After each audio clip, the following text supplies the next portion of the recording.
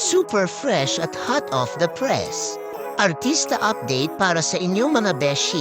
Sa video na ibinahagi ni Alex Gonzaga, ramdam ang bigat ng puso habang ikinwento niya ang isang mahirap na sandali sa kanilang mag-asawa.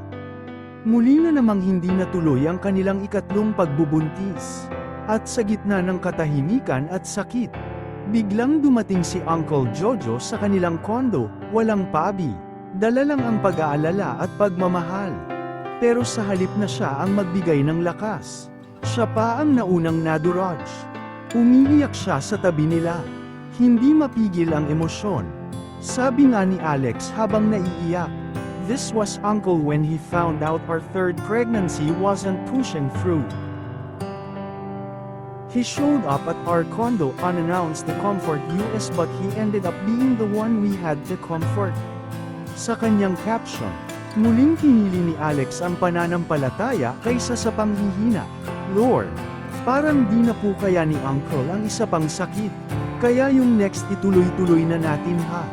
Hehe, happy birthday, Uncle Jojo, we love you." Sabay biro na may halong lungkot.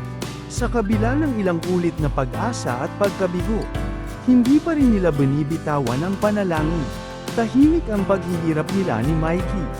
Pero kita sa mata ang matinding pananabik na sana, sa tamang panahon ng Diyos, dumating na rin ang pinakaasam nilang biyaya.